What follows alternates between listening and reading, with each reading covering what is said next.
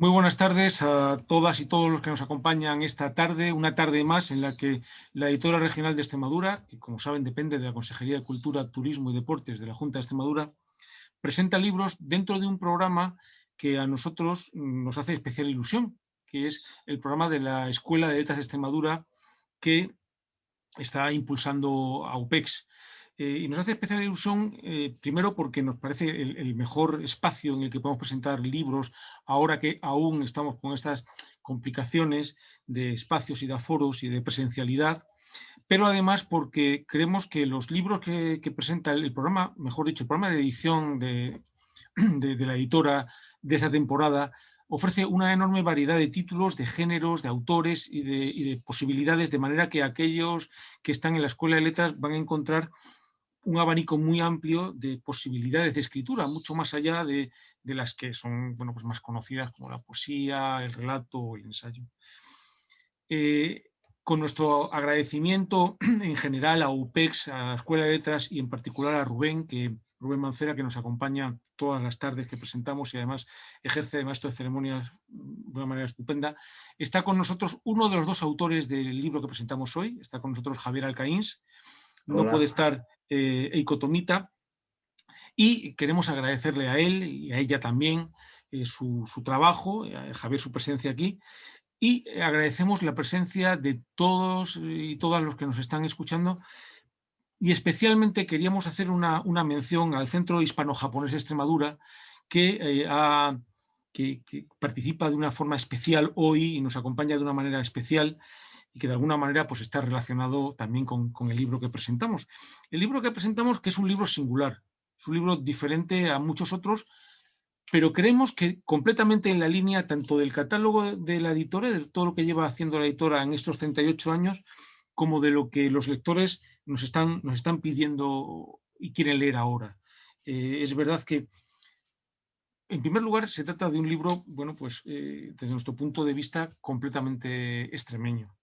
Los dos autores son extremeños, tanto Javier Alcaíns como Eiko Tomita, que lleva más de 2 décadas viviendo en el norte, en la provincia de Cáceres. Y luego, porque es verdad que la literatura japonesa, iba a decir que nos fascina ahora, es verdad, y es verdad que leemos a Kenzaburo Oe, a Murakami, que incluso leemos a autores o autoras, como estaba pensando en Amelino Top, que, eh, que tienen mucho, que se han impregnado de esa cultura, pero también tengo la impresión de que en todo el siglo XX se ha leído, es decir, que a Tanizaki lo leemos nosotros, pero también lo leía María Zambrano, y que las tankas o los haikus ya forman parte de, pues creo que algo así como del arsenal poético de los autores durante todo el siglo. En ese sentido, esa fascinación creo que además es una fascinación bastante transversal. Llega a lectores, digamos, de alta cultura, pero también a muchísimas personas que llegan a través de la cultura popular. Es decir, que nos gusta la literatura japonesa, pero nos gusta también Miyazaki, y nos gusta el anime y nos gusta el manga. Este libro, además, el que venimos a presentar, y yo ya casi que termino, o al menos hasta que presente a Javier, es un libro que ha llegado en un momento que nos parece bueno. Primero, en un momento de gran variedad en cuanto a los géneros que está publicando la editora. Es decir, felicitaciones japonesas aparece al mismo tiempo que pues, la antología, por ejemplo, de Fermín Solís, o del libro ilustrado de Pureza Canelo. Es decir, libros que son también objetos especialmente bellos, objetos a los que uno se puede refugiar de algún modo.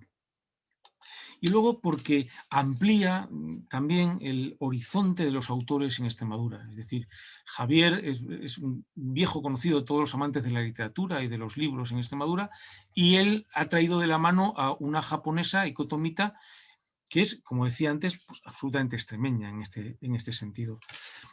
Me gustaría presentar sobre todo a quien nos acompaña hoy, que es Javier. Es verdad que uno tiende a pensar que Javier es una mezcla de hombre del Renacimiento y tímido enfermizo, de manera que hay casi que escarbar un poco para conocer todo lo que ha hecho y ha escrito Javier. Como autor, además como autor de la editora, yo en ese sentido creo que todos los que formamos parte de la editora, mi compañera María José Hernández y yo y todos los que hemos estado en la editora antes, estamos especialmente orgullosos de que muchos de sus libros estén en nuestro catálogo. Es el caso de La locura y las rosas, Memoria de los viajes o Teatro de sombras en la colección Poesía. Pero aparte de escritor y de escritor excelente, Javier es, por ejemplo, ilustrador. Podría recordar su ilustración del Apocalipsis, del libro del Cantar de los Cantares, el libro de Daniel, del Dival de Tamariz, o de un libro de la editora, como es la edición de Sepulcro en Tarquinia, de Antonio Colinas, que él iluminó y caligrafió, y que es un libro de referencia. Por si fuese poco, Javier es además editor. Es editor, tengo aquí, por ejemplo, La adivinanza del agua, uno de sus últimos libros de su propia editorial, un libro maravilloso, un libro ilustrado de una belleza bueno, pues muy singular. Y un poco en esta huella, Javier ha presentado un libro completamente diferente al resto, que es además un libro que está teniendo tanto éxito que nosotros como nuestra parte editorial estamos muy contentos porque se está vendiendo de una manera, bueno, pues muy llamativa, y se está vendiendo en un mismo número tanto dentro como fuera de Extremadura, lo que por otro lado pues, nos ayuda a cumplir una de nuestras misiones, que es proyectar el talento de la región. El libro, tengo que echar un poco para atrás porque es un libro de gran formato, es este, Felicitaciones japonesas, Surimonos, pintura y poesía. Es un libro, bueno, pues completamente diferente a lo que de forma general entendemos por nuestro catálogo, y que sin embargo es un libro que está completamente dentro del sentido de la lectura. Es un libro de literatura, es un libro bellísimo, un libro artístico, pero también, sobre todo, es un libro de literatura. Es un libro de literatura que además no solamente plantea los textos que son japoneses, efectivamente, que aparecen traducidos, que además es traductora, ha sido traductora durante muchos años, por ejemplo, de la ONU, sino que están combinados con unas ilustraciones, en muchos casos desplegables, unas ilustraciones que tienen un tamaño mucho mayor incluso que el del libro y que se combinan de un modo singular. Un modo del que nos va a hablar hoy Javier, que yo invito a que intervenga y nos introduzca un poco en estas felicitaciones japonesas. Hola Luis, buenas tardes y a todos los que estén viendo este programa. En primer lugar, también agradecer a la editora que haya querido editar este libro, porque, bueno, se sale un poco de la norma de la editora, como tú dices, pero imagino que también ha sido un libro caro de editar. Entonces, bueno, yo agradezco el esfuerzo que se ha hecho porque tenía que ser así para que quedara bien. Bueno, la editora está muy contenta porque una de nuestras tareas también es hacer este tipo de libros un poco singulares, pero que también es necesario que formen parte tanto del catálogo como sobre todo del gusto de los lectores. Y tú has cuidado este libro muchísimo. Sí, Cuéntanos sí. cuál es la historia del libro, cuál es la historia de estas felicitaciones japonesas. Bueno, esto lo primero fue una exposición para el Plan de Fomento de la Lectura hace 3 años, que bueno, lo planteé cuando estaba Moga, creo que estaba Moga también en lo del Plan de Fomento de la Lectura. Y, ¿cómo se llama? Exposiciones ambulantes, ¿cómo se llama estas? No sé, el plan de fomento de la lectura, ¿verdad? Son.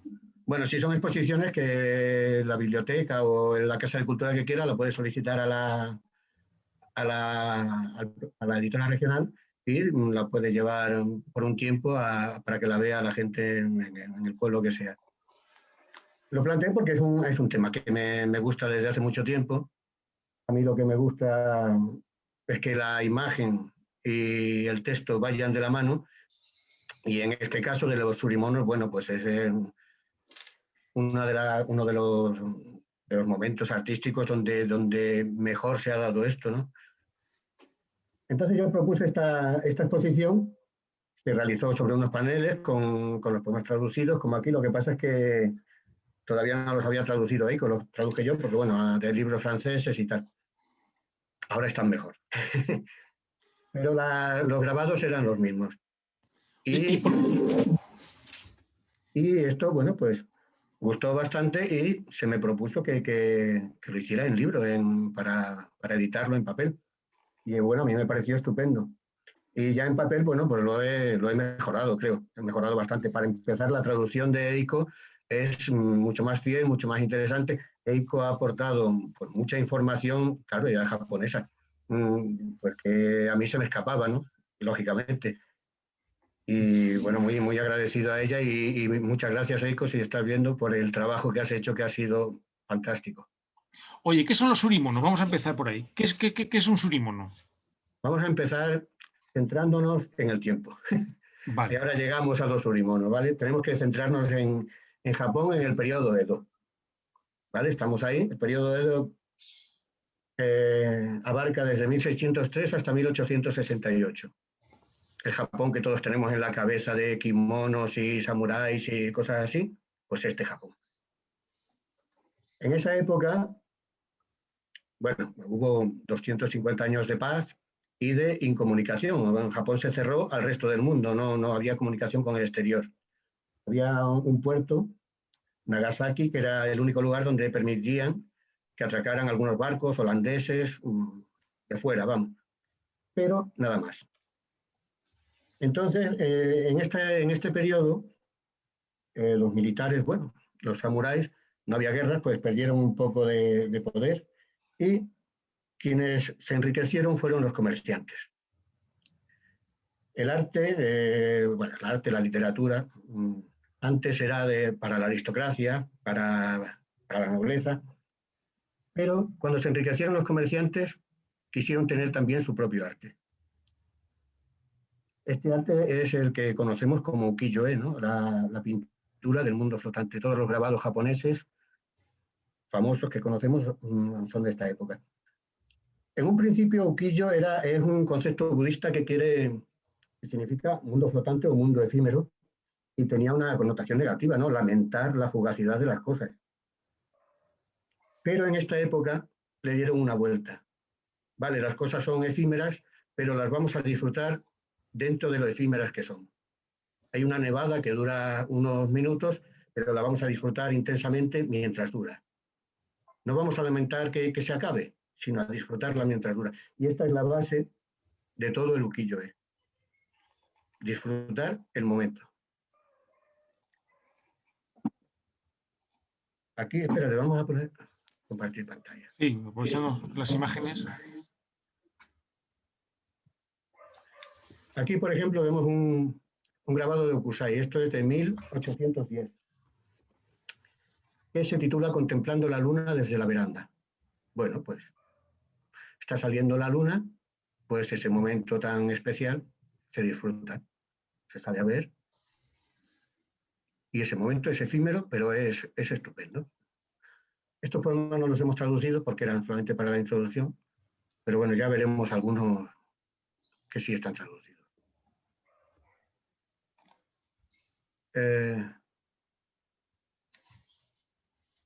Esto se puede poner en otro sitio. Estas imágenes. Puedes irlas pasando. Es para pasarlas porque no... Bueno, vamos a ver. Me voy aquí.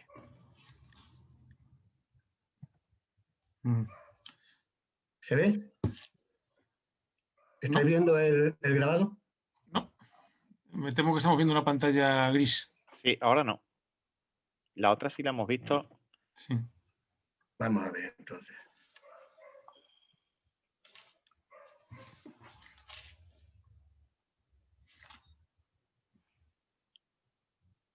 Bueno, ya salía también. Merece la pena que veamos las ilustraciones porque el libro es un libro completamente ilustrado. Siempre la página impar, perdón, en a la izquierda siempre ilustraciones. ¿Ahora se ve? Esa sí. Sí. Rubén, ¿cómo? Ah, sí. Ahí. Pues ya está. Perfecto. Vale. Perdón. Bueno, todos los grabados de ukiyo-e son xilografías, que son grabados en madera. Y al principio se hacían solamente en blanco y negro. Solamente en blanco y negro, como en este que vemos aquí, que es de Moronobu, de 1673. Músicos en un día de campo. se cogía un taco de madera, con gubia se quitaba lo que tenía que quedar en blanco y se quedaban solamente las líneas, ¿no? Se entintaban, se presionaba sobre el papel y se conseguía el grabado.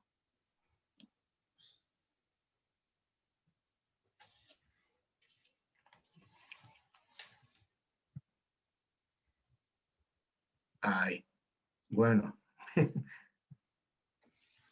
Y en el siglo siguiente, Harunobu consiguió lo que conocemos ya como los grabados famosos japoneses, ¿no? Que es la impresión en color. Para hacer la impresión en color, tiene que utilizar una plancha para cada color, claro. Una plancha para el rosa, otra plancha para el gris, para el negro. En fin, dependiendo de los colores que tenga, pues el mismo número de planchas. Esto, bueno, es un poco más costoso, pero como se hacían muchas copias, pues se podían vender. El país, bueno, parece que estaba bien, se lo podía permitir y esto tuvo mucho éxito. Esto es el ukiyo-e normal. Los surimonos están dentro del ukiyo-e, pero son especiales. Todos estos grabados se vendían. Hubo momentos en los que el gobierno prohibía, por ejemplo, el lujo, entonces había que hacerlos más simples, pero los surimonos escaparon a esta prohibición porque eran encargos. No se vendían en las tiendas. Siempre había un grupo de poetas, que generalmente era un grupo de poetas que encargaba al pintor que fuera que copiara los poemas que ellos habían escrito y realizara los grabados. Entonces la comunicación directa entre el pintor y el que encargaba la obra, bueno, pues escapaba a la policía, digamos. Entonces en los surimonos lo que hay son más elementos. Se usaban tintas metálicas, doradas, plateadas, se usaba polvo de mica, se usaba laca, se hacía impresión en relieve. En fin, se desplegaba todo el arsenal de lujo, digamos. Oye, ¿y esos materiales tan especiales han ocasionado alguna dificultad a la hora de reproducirlos en el libro? Bueno, claro, las tintas metálicas pues no se ha podido reproducir, ¿no? Quedan como un color amarillento y tal. Y el gofrado, pues, hombre, se podría haber hecho, pero fíjate qué complicación, ¿no? Tendrías que hacer una plancha. Bueno, pero en algunos casos yo creo que se ve, porque algunos grabados sí están fotografiados con una luz un poco oblicua y entonces se aprecia que hay ahí gofrado, que hay relieve. Los surimonos tienen como antecedente los egoyomis. Egoyomis eran calendarios ilustrados. En Japón, el calendario anterior a la época Meiji no era solar, no era gregoriano, era un calendario lunar. Entonces los meses eran cortos y largos, de 29 y 30 días. Y la gente, bueno, pues se regalaba los calendarios para saber si el mes en el que estaba tenía 29 o tenía 30 días, porque, bueno, esto lo hacían los astrónomos, tenían que hacer cálculos, no eran uno sí, uno no, había que hacer los estudios que fueran, ¿no? Entonces, como los egoyomi los podían vender solamente algunos editores, no todos, los meses se camuflaban. Por ejemplo, en este de Utamaru, que vemos las varillas rojas del abanico, las largas son los meses largos y las varillas que son más cortitas son los meses cortos. Con ese truco ya te estoy vendiendo un egoyomi disfrazado de abanico.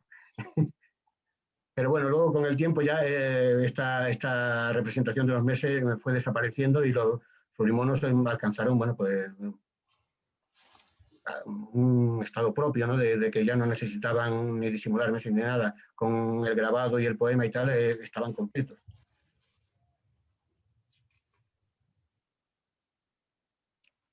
Este ya es un surimono pleno de 1820, este es de OK.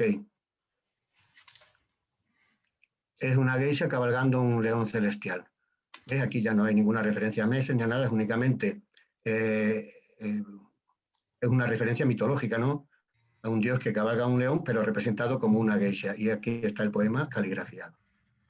Este es el formato habitual, cuadrado, a partir de 1810 es el que se impone. Y bueno, aquí se ve un poco en los circulitos del león, la parte más gris, esto sería dorado, aquí, bueno, es que no se ve tampoco tan bien en la reproducción esta, pero bueno. O sea, que esto que estamos viendo es el poema, lo que está caligrafiado es el Es el texto, poema, sí. Es el que no poema. tiene la vuelta ni nada, ¿no? No, no, no. Y en el libro están reproducidos a su tamaño, que Ajá. en general es 21 por 19 centímetros, más o menos, no medio centímetro arriba o abajo. Pero bueno, cada grabado en el libro, si unos son más grandes, otros más pequeños, están a su tamaño. ¿Y de dónde son estos grabados? ¿Dónde los has conseguido? Estos los he conseguido de diversos museos, porque estaba buscando en España y no hay colecciones de surimonos. Nosotros tuvimos más relación con Sudamérica, lo que sea. Pero sí, la mayoría están en los... Pedía al Rijksmuseum de Ámsterdam.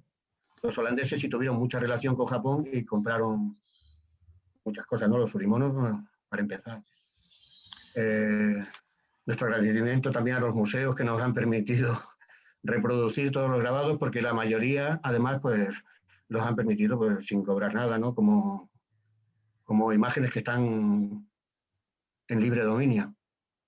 Qué bien, sí. Sí, sí. Bueno, pues este es Este, del Rijksmuseum, pero también tenemos del Metropolitan, de la Biblioteca Chester Beatty, en fin, hay 5 o 6 museos. este que estamos viendo que están jugando. Estamos jugando al Sugoropo, es como el backgammon, ¿no? Una cosa así. No es exactamente igual, tampoco sé decirte cómo es porque no sé jugar, pero bueno, es un juego similar. Y este que tienes ahora, podríamos decir, Esto, ¿cuál es la por historia? ejemplo, es un grabado que nace del contacto que hubo entre holandeses y japoneses en el puerto de Nagasaki. Esto se supone que es una japonesa. Que va vestida casi de holandesa. Una holandesa, quiero decir que he dicho, una japonesa. Esto Sí. se supone que es una holandesa, Ah, sí. Pero las casas sí son bastante holandesas, pero la mujer, bueno, si sí. te fijas en los zapatos, bueno, son más japoneses que holandeses, ¿no? Pero este texto parece mucho más largo, ¿no? Este poema es mucho más extenso. No, porque ahí hay más de un poema. Ahí Ah, hay 4. Ahí hay ajá. 4. En los Ulimonos puede haber un poema, puede haber 2, 3, 4.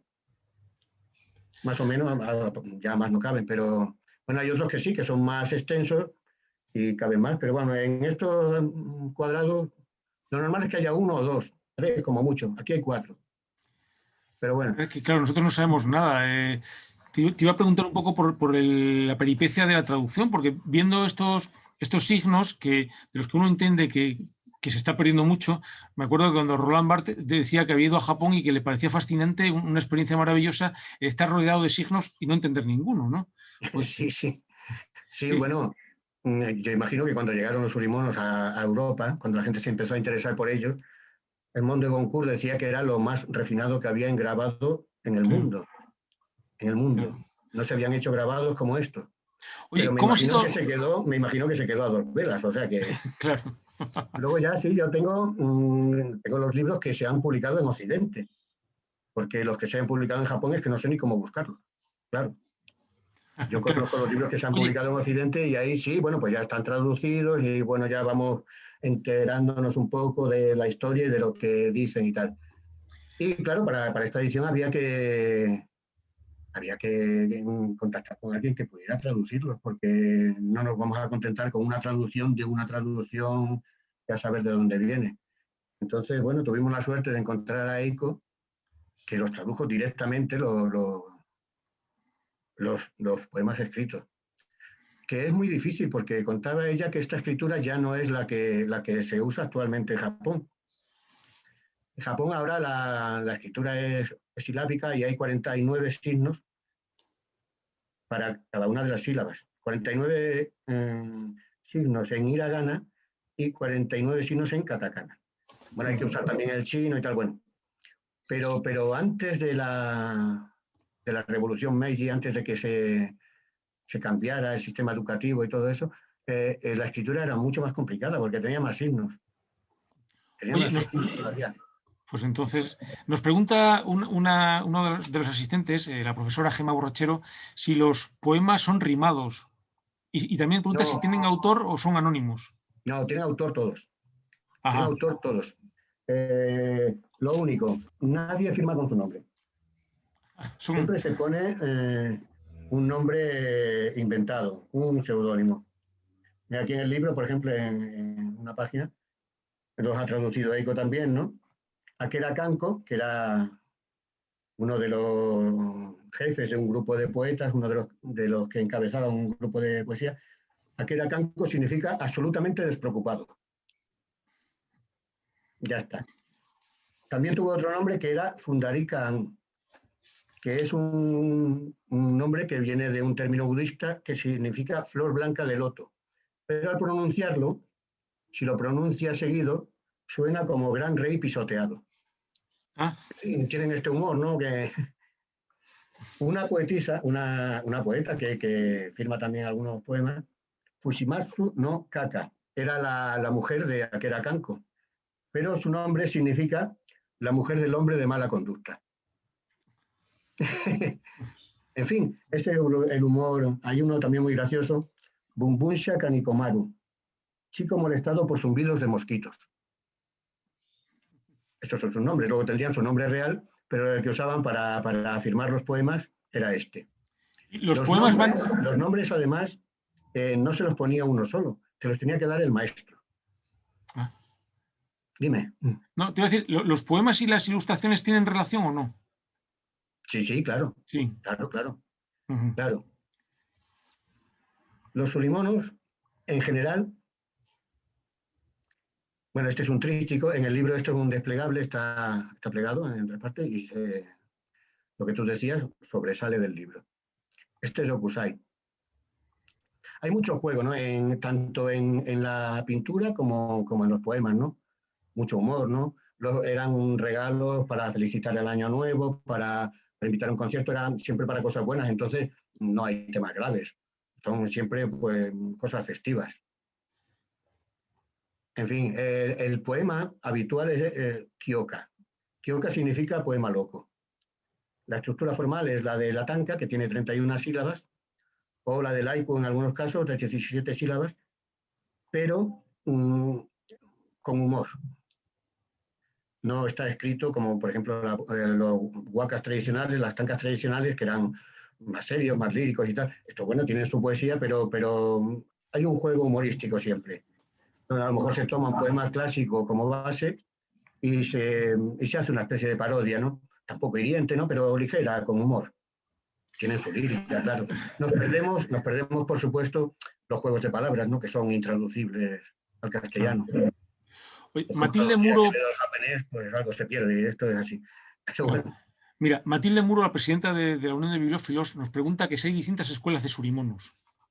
Sí. Matilde Muro tiene levantada la mano. Si queréis, sí, pues yo creo que sería para esto. Sí. Sí, sí hay varias escuelas, claro. En Edo, el libro que hemos publicado se centra sobre todo en los surimonos de Edo, porque después de estos también estuvieron los de Osaka, un poco posteriores, que eran más grandes, pero eran del estilo Shijo, ya era otra cosa. A mí eso es mi gusto, me interesan menos. Quise centrarme en los de Edo porque son los más importantes. Está la escuela de Okusai, este grabado es de Okusai, con sus discípulos que son Okei, Gakutei también se puede considerar su discípulo, Shinsai. Para saber quiénes eran discípulos de alguien, todos cogían una sílaba del nombre del maestro. Si el maestro era Okusai, Okushu, por ejemplo, era un discípulo suyo. Okei también. O Shinsai, no tiene por qué ser la primera sílaba, ¿no? Puede ser la primera, la del medio, la última. Y luego está la escuela de Utagawa. Las diferencias que hay. Okusai a mí me parece uno de los mejores porque sin perder el estilo japonés se interesó por muchas maneras de pintar. Por ejemplo, le interesó también la perspectiva que habían introducido los europeos, la perspectiva caballera, todo esto. Los otros, la escuela de Utagawa, por ejemplo, no la usa. Sin embargo, no pierde, no puedes decir que, bueno, es un grabado que quiere ser europeo, no lo es, pero ves que el puente sí tiene una perspectiva. Uh-huh. Oye, ¿tú te has vuelto más oriental haciendo este libro, preparando este libro? Yo tengo los ojos ahora mismo prácticamente de japonés. No, pero aparte de esto, en tu sensibilidad o en tu escritura o en tus inquietudes, ¿ha habido una orientalización? No, es al todo este revés. tiempo? Este libro ha nacido porque ya había una orientalización. Ajá. O sea, esto es una cosa que a mí me gusta desde hace muchos años. Sí, tú lo conocías. Al principio el ukiyo-e en general, un poco la literatura, tampoco es que la conozca en profundidad, ¿no? Soy un aficionado solamente. Pero ya cuando llegué a conocer los orimonos me parecieron ya... Esto hace bastantes años y bueno, y por eso le hice el libro, por eso propuse la exposición y por eso luego se editó el libro. Ya estaba orientalizado, así que estos son dentro de los temas de los orimonos, porque los orimonos son especiales, como son, eh, digamos, tarjetas de felicitación, no exactamente, pero vamos a decirlo así, cosas que se regalaban los poetas entre sí al principio del año, o se hacían también para invitar a un concierto, cuando un pintor o un escritor se cambiaba el nombre, en fin, siempre para situaciones buenas, cuando empezaba algo, ¿no? Entonces, los temas son especiales. En el ukiyo-e normal pues puede haber otros temas, ¿no? Puede haber batallas, puede haber lo que sea. En los orimonos no hay batallas, no hay temas, digamos, dolorosos, no hay temas trágicos. Todo es, bueno, pues ligero. Y uno de los temas son los 7 dioses de la buena suerte o de la fortuna, que en este grabado de Hokusai también están representados los 7. Hay 6 varones y la diosa Benten, que es la única mujer. Hay una cosa que me gusta mucho de los orimonos y es que la poesía como celebración, es decir, esta poesía que tiene en los textos un lado a veces jocoso, otro simplemente de manifestación de la alegría, de la felicidad o de la expectativa, me parece también bueno, pues un matiz importante cuando reivindicamos la literatura Sí, sí, sí, y ampliamos sí. el horizonte. Sí, y no deja de ser menos honda, digamos. Efectivamente. La celebración, en este caso, ¿no? En este caso de los urimonos, porque no hay otra cosa, todos son de celebración de que empieza el año, empieza la primavera, o de lo que sea. Pero todos son poemas que celebran algo. Y sin embargo, tienen una lírica, estamos hablando de una traducción, claro, no del original, que nos hemos perdido ahí la música que tengan, los dobles sentidos y tal, ¿no? Pero a mí me parecen completamente líricos. Sí. Y uno de los, Es precioso. sí, uno de los temas que se da solamente en los urimonos son los bodegones. Como este, por ejemplo. Este es de Shinsai, del alumno también de Hokusai. Aquí se ve, está la perspectiva caballera, la perspectiva europea. Se cogen 3 o 4 elementos, un suelo que se va difuminando y se hace una composición. Este tampoco lo hemos traducido, no sé, pero bueno, también será un poema celebratorio. Y añado más, los bodegones prácticamente solo los realizaron la escuela de Hokusai. La escuela de Utagawa no los hizo. No lo realizó. La escuela de Utagawa porque la gente se especializaba a talleres, ¿no? Y estos hicieron sobre todo grabados de actores. Grabados de actores. Sobre todo de Ishikawa Danjuro VII, que era el actor estrella de esta época, ¿no? Los urimonos, los estupendos estos que estamos viendo, más o menos se hicieron entre 1790 y 1830. Se habían hecho antes, pero no habían alcanzado esta perfección, y luego se siguieron haciendo, pero ya se espaciaron un poco. En 1830 hubo una hambruna. También por estos años murió Yomo Magao, que era uno de los jefes de un grupo de poetas, que eran los que fomentaban que se hicieran los orimonos. En fin, se juntaron varias cosas y más o menos se fueron dejando de hacer, ¿no? En Osaka se hicieron un tiempo más, pero ya, bueno, era otro estilo, era otra cosa. Bueno, y empezamos, si queréis, vemos un poco algunos autores con el grabado y con el poema. Esto es un niño que está realizando la danza primaveral del caballito. Esta era una danza ritual que se realizaba al principio del año del caballo. Los años se dividían, como los chinos, había un zodiaco de 12 animales que se repetía cíclicamente, ¿no? El año del caballo, el año del tigre, el año del mono y tal. Bueno, pues cuando empezaba el año del caballo, pues se solía realizar la danza del caballito. Este es un grabado de Maki Bokusen, que era también uno de Okusai, y el poema es de Rokusenen Utamori. Apenas amanecido el año nuevo, aún todo tan oscuro que se pierde hasta el camino del sueño, se ve difuminado un potro de pelo color de luna. Tiene poesía. Bueno, pues ese es un poco el tono, ¿no? Humor, no es un humor de reírse a carcajadas, no es un humor sutil, un humor, bueno, pues queda un poquito de cosquilleo lírico. Y el grabado, pues esto está relacionado siempre, claro, el poema habla de un caballo que se ve difuminado por la luna y el poeta ha representado pues, a un niño que está haciendo la danza primaveral del caballito.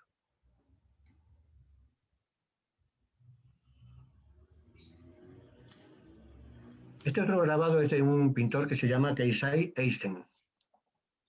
Este era de familia samurái, pero cuando después de la muerte de su padre, pues empezó a frecuentar los teatros de kabuki y tal, y el barrio de Yoshiwara, en fin, se tiró un poco al barro. Incluso fue propietario de un burdel y escribió novelas populares, ¿no? Pero sobre todo se lo recuerda pues como pintor, como grabador. Casi todos estos, casi todos los de la época, casi todos los que vamos a ver, primero empezaron estudiando la pintura tradicional, una pintura más aristocrática, más embarada, ¿no? Y luego se pasaron al ukiyo-e, que es una manera, digamos, una manera popular del arte, ¿no? Hombre, está todo muy bien estudiado y muy bien, ¿no? Pero está tomado todo más fresquito de la calle, ¿no? Esto, por ejemplo, este grabado se titula Cartas de Amor. Cartas de Amor, aquí agradezco a Aiko que me lo aclarara, porque yo creía que era alguien que vendía cartas de amor falsas, pero no, eran amuletos. Se llamaban cartas de amor, pero eran amuletos que compraban las mujeres para tener suerte en el matrimonio. Y los vendían, pues, samuráis, los samuráis, los guerreros, en estos periodos de paz tan largos, pues, un poco que tuvieron que hacer varias cosas, ¿no? Para sobrevivir, porque solo de la espada no podían mantenerse, ¿no? Entonces se embozaban, se tapaban la cara para ejercer de vendedores ambulantes sin que los conocieran. O profesores, hombres de letras, ¿no? Que por lo que sea, pues no tenían mucho dinero y se dedicaban también pues, a estas cosas. Está graciosísimo ahí el hombre con el amuleto encima del abanico, que hay que presentar las cosas con elegancia. Sí. Oye, nos preguntan dónde está, si aparece la firma del autor.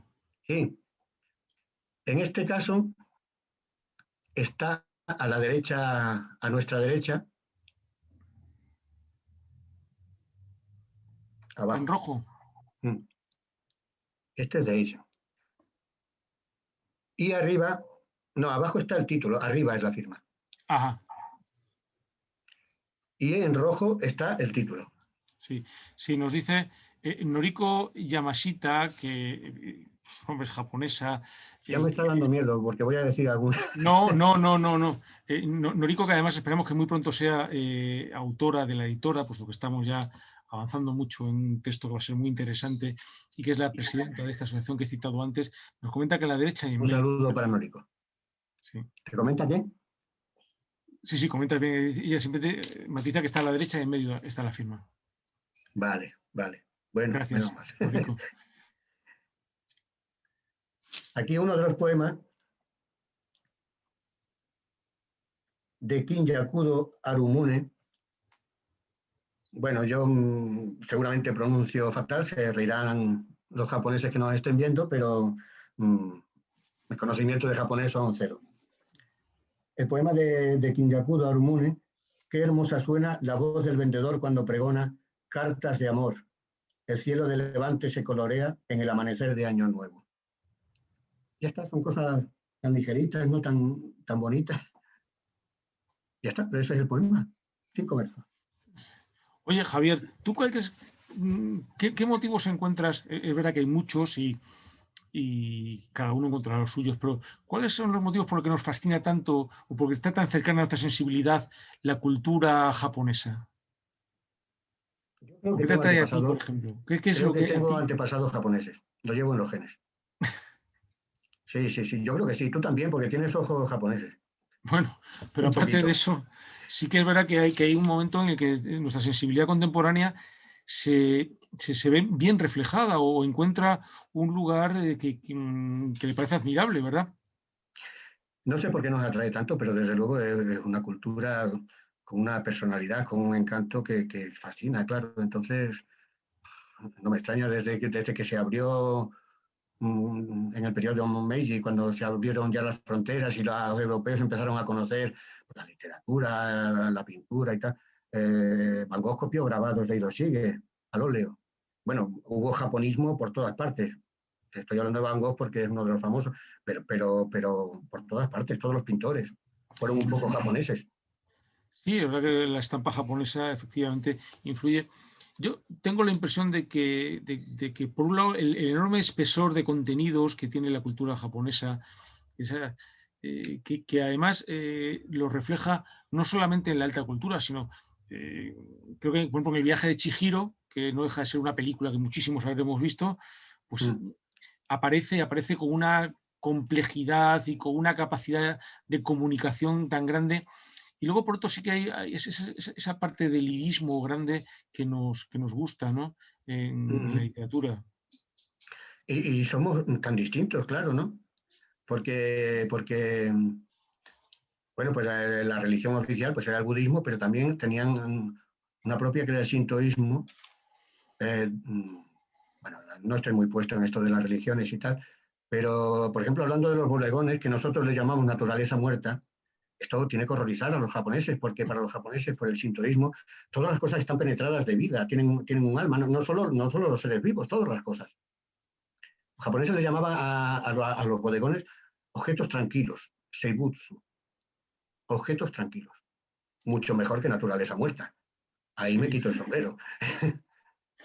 Comentaba Gonzalo M. Tavares, el escritor portugués, hace no mucho, en una entrevista en la revista Turia, que había estado como un trimestre viviendo en Japón y que le había fascinado la capacidad para entender el espacio, que él envidiaba sobre todo esa concepción espacial de las cosas, donde que nosotros, bueno, pues hemos simplificado en que las cosas tienen que estar así o de otra manera para que fluya, no sé qué, pero que en realidad tenía una enorme complejidad y sobre todo tiene un sentido, un significado muy fuerte y que ordenaba de Uh alguna manera la vida. -huh. Sí. También nos atrae, yo creo, por eso, porque somos tan distintos que los opuestos se atraen.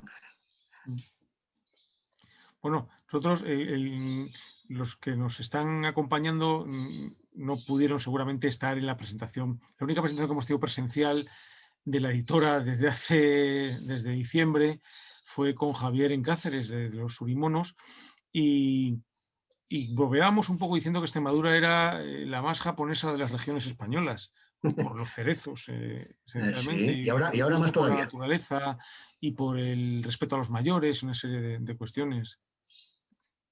Mm. Nos dice Gema Borrachero, dice, en los surimonos hay una mezcla de dinamismo y sencillez que apreciamos también en el haiku, como si formara parte de su forma de entender el mundo y de trasladarlo al arte. Y es verdad, está muy Sí, sí, acertado lo que dice. sí. Mira, en este grabado, y hay cosas que se nos escapan siempre, ¿no? No solo en la traducción, sino que a veces hay que fijarse un poquito más, ¿no? En este grabado, por ejemplo, lo es y vale, muy bonito. Pero si te fijas, hay algo más, ¿no? Este es de Keisai Eisen también. Mujer peinándose a la luz de la luna. El poema lo escribió un poeta llamado Ryo-Utei Ananari. El cabello lavado tan negro como las oscuras ramas del sauce adorna un peine de carey. La noche lo copia en un cielo con luna y manchado de nubes. Comparar el pelo de las mujeres con las oscuras ramas del sauce no se le ha ocurrido a este poeta. Es un lugar común en la poesía japonesa, como aquí comparar los dientes y las perlas o el pelo rubio con el trigo. Pero si compara el peine de Carey con una noche manchada de nubes, cuando la luna atraviesa las nubes y quedan esas manchitas y tal. Bueno, es muy bonito, ¿no? Pero si nos fijamos, el pintor ha hecho lo mismo. De otra manera, pero ha hecho lo mismo, ¿no? Vemos la bahía de Edo y el monte Fuji al fondo, ¿no? Pero si nos fijamos en la mujer que está acuquillada un poco, la silueta es un poco como el monte Fuji también. y a los pies tiene una palangana con agua. Traducido a un poema sería: la mujer es como el monte Fuji, la bahía, la palangana que está... Bueno, mejor escrito no, pero te quiero decir que está realizando también una comparación. Está utilizando la misma fórmula que el poeta en pintura. Este me parece estupendo. Este es fabuloso, la verdad. Si te fijas lo ves, ¿no? Pero claro, al primer golpe no, pero es que está ahí, ¿no? Y es estupendo. Aquí se ve, no sé si se ve muy bien, aquí en el traje de la mujer y tal, se ve que hay un gofrado, ¿no? Que las estrías del vestido pues están en relieve. El pañuelo con el que está limpiando el peine también, no sé si se aprecia mucho, pero bueno, hay relieve ahí.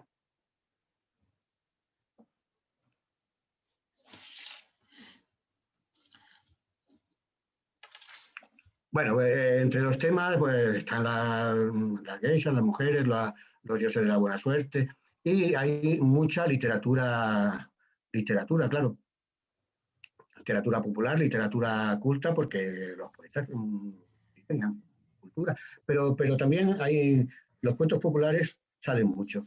Este, por ejemplo, es un grabado de Eizan y representa el cuento del anciano y el gorrión. Es un anciano que tiene un gorrión hembra, una mascota hembra de gorrión en su casa, pero que un día la mujer del anciano estaba preparando el almidón de arroz y la mascota lo picoteó. La mujer se enfadó mucho y la echó de casa, a la mascota. El hombre se apenó, salió a buscarla, la encontró en el bosque, bueno, se alegraron mucho al verse, y cuando se despidieron, la mascota le dio a elegir entre dos cestas, una que era ligera y otra que era pesada. El anciano eligió la ligera y cuando llegó a casa vio que estaba llena de oro. Se pusieron muy contentos, la mujer entró un poco de codicia y también fue a verla. La estuvo saludando y cuando se despidieron, la mascota le dio a elegir entre dos cestas también, una ligera y otra pesada. Y la mujer, creyendo que las dos tendrían oro, pues eligió la pesada, la que tenía más. Y cuando llega a casa y la abrió, de lo que estaba llena la bolsa eran de demonios que se abalanzaron sobre ella y la mataron. Este es el cuento popular del anciano y el gorrión, que aquí está representado como una chica joven con cara de gorrión. Esto también se da mucho, no he sacado mucho en el libro, pero antropomorfizar animales es una costumbre también. Forma parte del humor que despliegan los grabadores, los pintores. Este es otro tríptico que me gusta especialmente porque es tremendo, muy bonito. Son los tres héroes de Shu. Qué bonito es, sí. Están dando un paseo en barca. Aquí hay una cosa curiosa, porque de los tres, el del medio,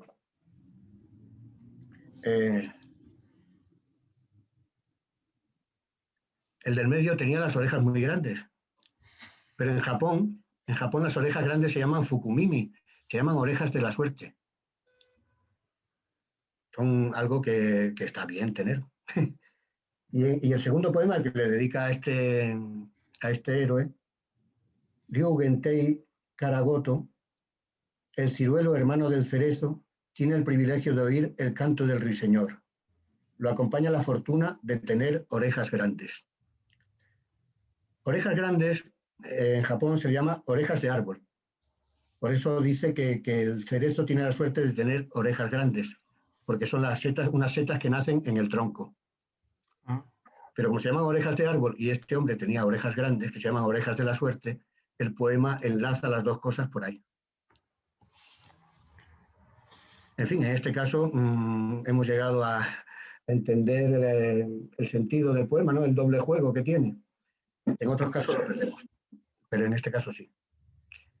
Y la base son las orejitas del señor y del árbol. El grabado es de Gakutei, de Yashima Gakutei,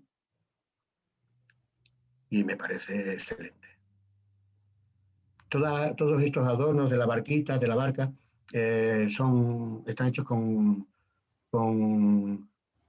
Era latón, daba un reflejo dorado, pero era latón molido muy fino que se pegaba, y ese era, que daba un reflejo metálico dorado, que Ajá. por supuesto en la pantalla pues no se aprecia.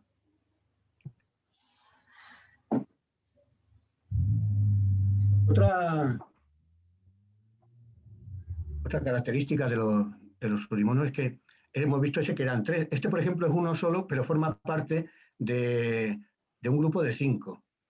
Los 5 grabados puestos seguidos pues forman un paisaje continuo, ¿no? Por aquí continuaría el sombrero este que se ve, el círculo este, y por la otra parte igual. Y sin embargo, cada grabado en sí tiene un valor pictórico y literario en sí mismo. Tú puedes ver este grabado solo y tiene valor, es decir, no necesitas más. Pero si juntas los 5, bueno, pues se va desplegando. En este hay 5 mujeres que están escribiendo poemas. Esto que tiene la mujer en la mano se llama tanzaku, que es un papel alargado para escribir poemas. Está escribiendo poemas al comienzo de la primavera, ¿no? Si ves arriba están las flores del cerezo. Se supone que estamos al comienzo de la primavera, que era cuando empezaba el año. No empezaba como para nosotros el 1 de enero, sino en febrero, a mediados o por ahí, cuando empiezan más o menos a florecer los cerezos.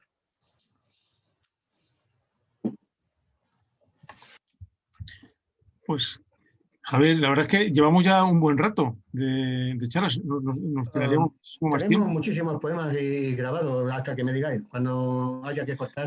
Estamos entre 3/4 de hora y 1 hora como máximo. Y ya estamos.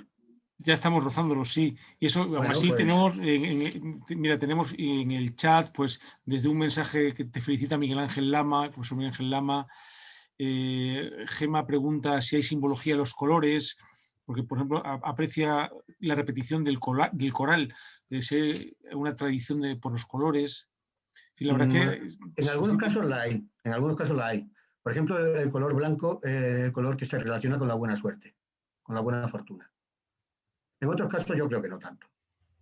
No tanto. No lo sé, ¿eh? bueno, Ahí me has pillado. No lo sé esto. Sé que el blanco sí es un color que se usa. Por ejemplo, las liebres blancas se consideran de buena suerte. fenomenal. Los animales que tienen la piel blanca o las plumas blancas, los pájaros blancos, es algo que se considera que puede traer buena suerte y que es Pues, bien recibido siempre. Pues ya creo que los que nos acompañan ya saben que el libro merece verdaderamente la pena y merece más la pena conseguirlo ahora porque Sí, que se agota, cuidado. se está agotando, sí. Tanto lo que hemos comentado antes, tiene mucha demanda dentro de Extremadura, pero también fuera de Extremadura. Lo que por otro lado responde a ese fenómeno global que hemos comentado tanto esta tarde, ¿no? del interés por la cultura japonesa. Que en este caso sea Extremadura quien a través, además de autores extremeños, lo acompaña, a mí la verdad que me parece estupendo y motivo de agradecimiento para Aiko, Tomita y para ti, Javier, por, Muchas gracias. por haberlo confiado a la editora, Y que gracias a la editora por haber bien confiado en contento, el libro. bien contenta de esto. Y te agradecemos este trabajo y esta presentación que ya te digo, estaríamos horas escuchando todo lo que tú sabes de cada uno de los grabados y de cómo se pueden interpretar bueno, pues esa forma de entenderlos de modo conjunto, en fin, que da gusto. Pero bueno, Espero que nos la quedamos gente con... disfrute con ellos porque son verdaderamente maravillosos. A mí me parecen, dentro de las obras que funden eso, un texto con una imagen, pues están en lo más alto. Sí, la verdad es que sí que merecen la pena. Pues Javier, muchísimas gracias. Gracias a ti. Muchísimas gracias a todos los que nos acompañan. Nos estamos viendo todas las semanas. La semana que viene, todavía no es seguro si es el 4 o el 5, posiblemente el día 5. Vamos a presentar, cada semana es algo diferente. La próxima semana vamos a presentar una novela con una historia muy metaliteraria y muy interesante, muy atractiva, que es Lady Galatea, de Miguel Ángel Sánchez Rafael, un autor joven de Llerena, y bueno, pues que difundiremos, como hacemos siempre, a través de AUPEX, de las redes sociales, de nuestros amigos que también nos ayudan a divulgarlo, y nos volvemos a encontrar como hoy, con nuestro agradecimiento especial a UPES y a la Escuela de Letras de Extremadura, que facilita toda la labor técnica que para nosotros sería absolutamente imposible y que además lo hace con tantísimo agrado y con tantísima eficacia Rubén. Javier, muchas gracias. ¿Qué estás haciendo ahora? ¿Qué estás preparando? No lo puedo decir como las folclóricas. Tiene que ser cuando esté terminado. Venga, muy bien. Pues muchísimas gracias a todos. Nos vemos la próxima semana. Gracias. Gracias, Gracias Luis. a todos. Hasta luego.